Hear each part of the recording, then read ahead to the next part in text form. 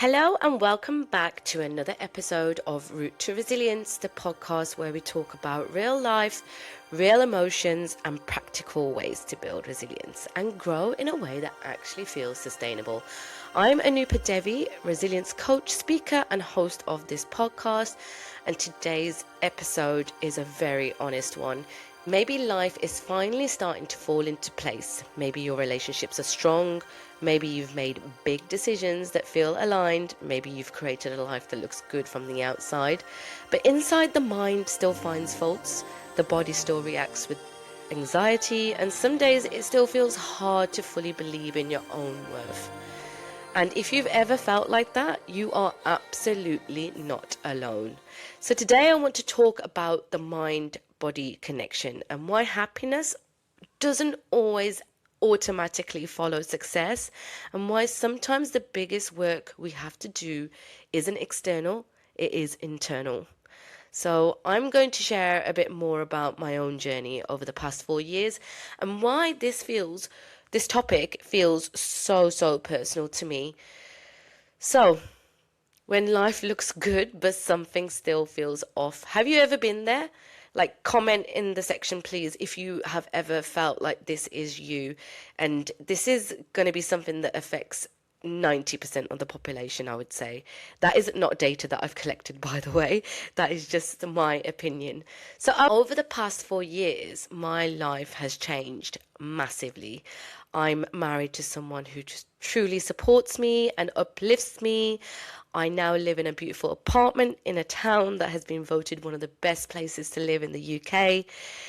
I've made decisions to leave behind the 9 to 5 and build a life that feels more aligned to who I really am. I've started a business that reflects my values and the way I want to help people. I could really keep going on. I've had amazing opportunities like speaking at a conference in Berlin and teaching college students. I've met incredible people who encourage me to grow and inspire me. And honestly, I am not listing off my achievements to show off or to say, oh, look at me, look how great I am. I am sharing this because on paper, there is so much that I should be celebrating. But the truth is that I don't always feel proud of myself, and really believing in my own self-worth hasn't always come naturally. It is something that I have to work on. So even when everything looks positive on the outside, the mind can still question, the body can still react with anxiety, and confidence doesn't always match the reality of what's happening in your life. And that made me ask the really important question of why does this happen? This is actually the reason why this podcast is called Route to Resilience, because resilience isn't just about being strong on the outside. It's about what you are rooted in internally. You are not going to be able to find any kind of validation that is linked to your self-worth through things that are happening or changing for you outside or externally. So many of us are still rooted in the past without even realizing it. Our thoughts are still rooted in self-doubt. Our emotions are still rooted in fear. Our reactions are still rooted in old experiences, old messages, old narratives, and old survival patterns. So on the outside, everything can look like it's finally coming together. Everything looks stable, everything looks positive, everything looks successful, but internally your mind, body, and emotions are still stuck and rooted in the same patterns. And that's what often leads to self-sabotage. Not because we're weak, not because we're ungrateful, but because emotionally we're familiar with those roots, and the brain and body feels safer repeating what it already knows, even if it doesn't actually make us happy. We have a certain addiction to what is familiar to us, even if it doesn't make us happy.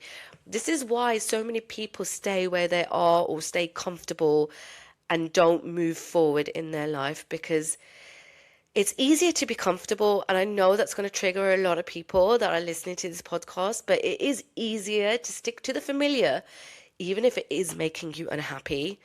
And that's where the resilience comes in. It's not about pretending everything is fine. It's about slowly changing what you're rooted in so you can grow into something new. So, why doesn't happiness automatically follow success? Let's talk about that a little bit.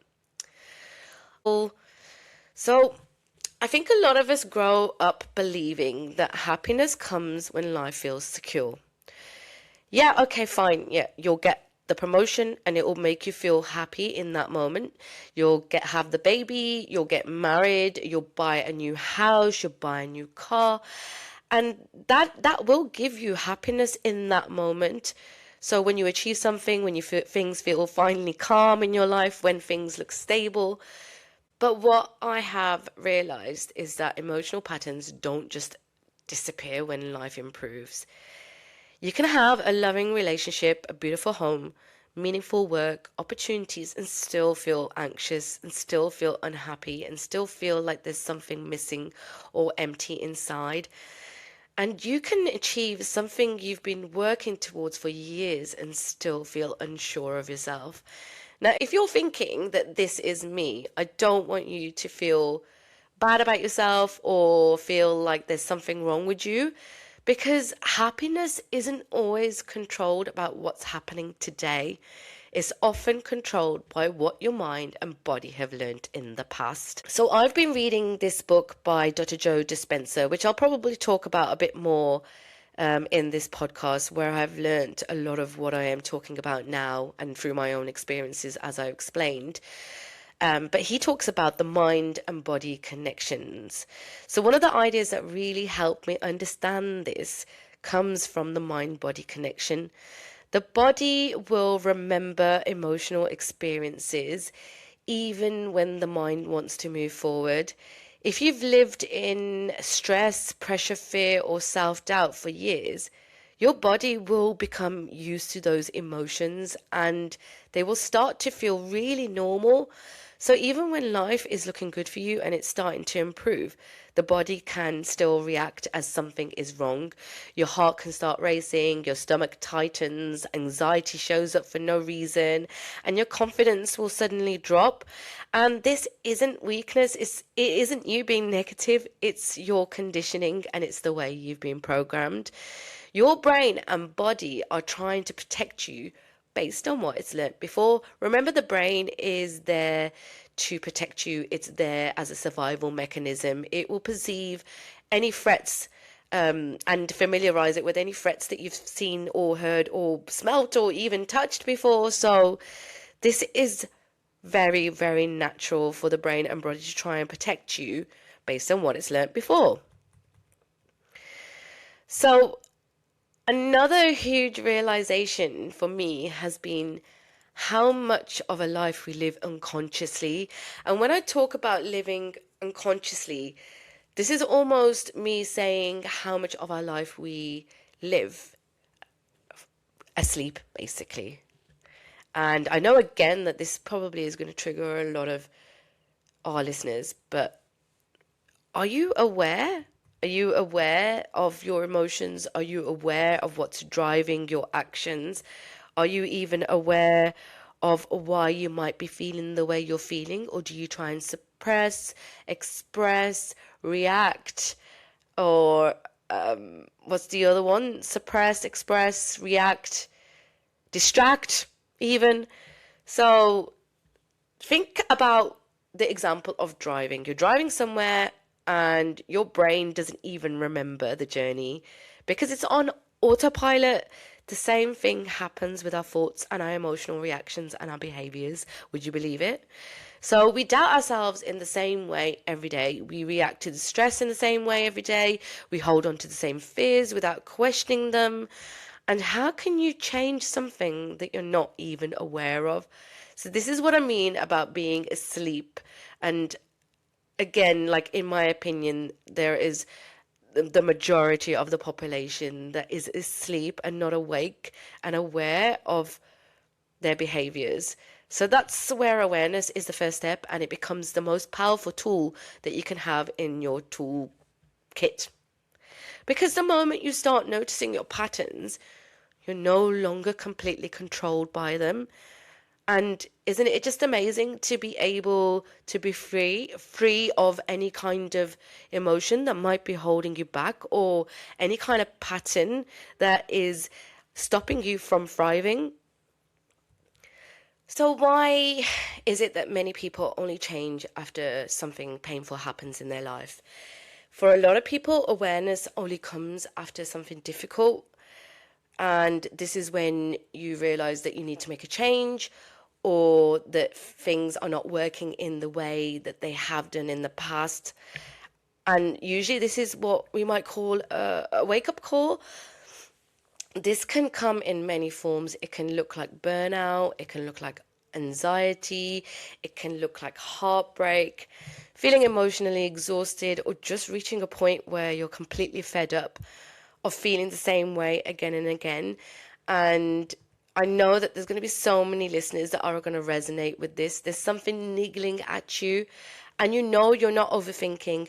You know that it's not that you lack direction.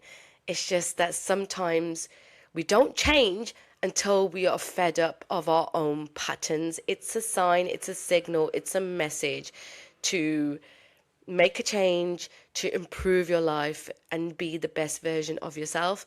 And that moment is really uncomfortable, and often it can become the turning point. So if you're feeling a little bit of discomfort, I would look at this as an opportunity, not as something that is a hindrance. It's an opportunity. You've been asked to step up, and what greater gift can this be in your life?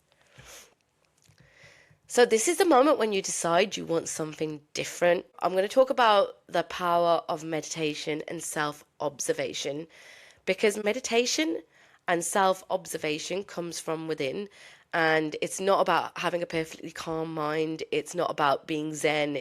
It's more about becoming familiar with yourself and noticing your thoughts.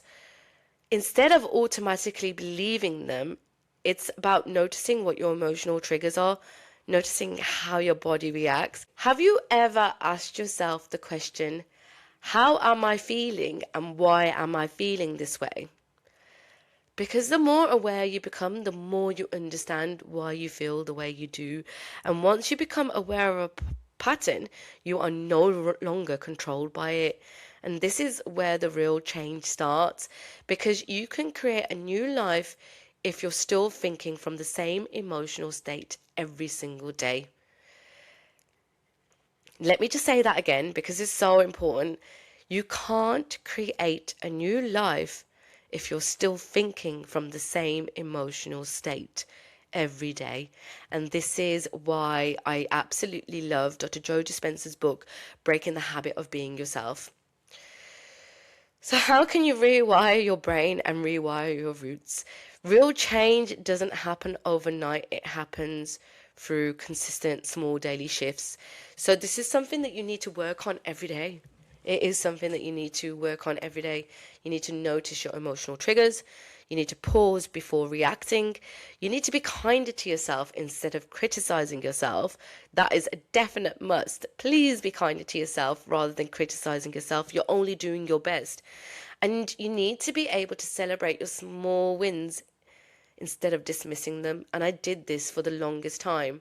I'd get the most amazing opportunities and I'd be like, yeah, it's great, but yeah, I'm really happy, but there is no buts. Celebrate your small wins. Stop dismissing them. So resilience, it isn't built in one moment. It's not this one big swoop and whoop, there you go, you're resilient. It's about building through small repetitive changes that slowly help the body and mind to feel safe again. Because over time, those changes become new roots. Thank you so much for listening to this episode of Root to Resilience. I really hope that it helped you to understand the connection between your mind and body and why you might feel the way you do, even when life's looking positive on the outside. If this episode resonates with you, please share it with someone who needs to hear it today, because the more we talk about these things openly, the more we help each other to grow. And if you would like to work with me, you can connect with me on Instagram, Facebook, or LinkedIn and find out more about my coaching, workshops, and 4 R's to Resilience program. Remember, resilience isn't about being perfect at all. It's about becoming more aware of yourself, being kinder to yourself, and taking small steps forward every day. And remember, resilience is your superpower.